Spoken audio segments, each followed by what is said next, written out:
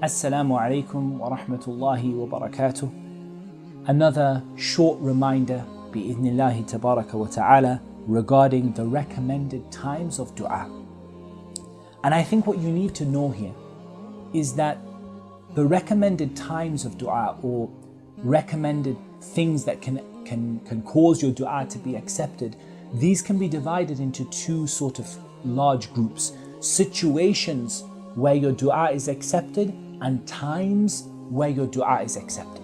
So I'm going to very briefly mention them one after the other as much as possible. Situations and then times where your dua is accepted.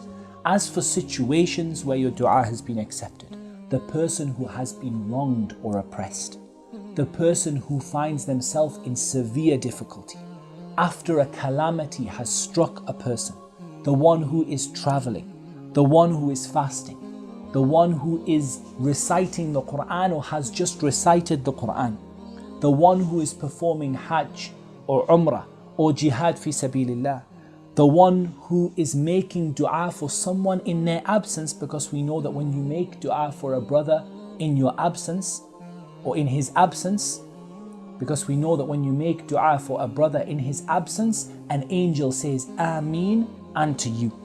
The one who is in a state of remembering Allah Azza wa Jal constantly, and the just ruler. These are some of the situations that the ulama mention. If you find yourself to be in this situation, this is a situation where your dua will be accepted.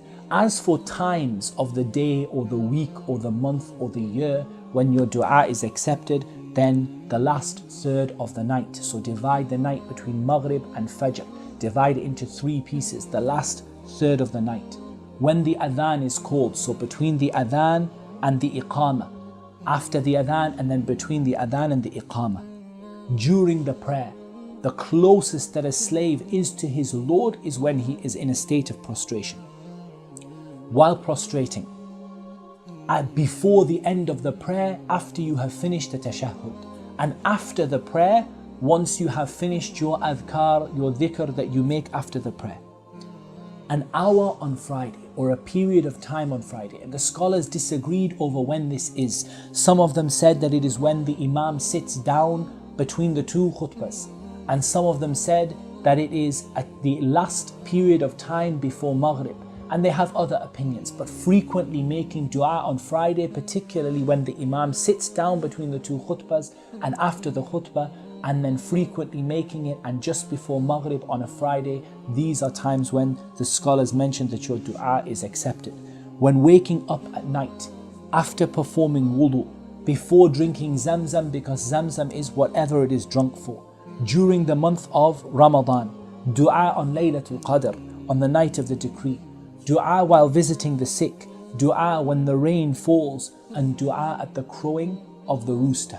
All of these are times that are mentioned within the Sunnah and situations that are mentioned within the Sunnah of the Prophet ﷺ in which your dua is accepted. So it's up for us to learn them and to put them into practice and to become people who frequently make dua at all times and in all places. Because, for example, if we look at the Friday, if you're frequently making dua on that Friday all the way through, inshallah, you're going to hit that hour in which your dua is accepted.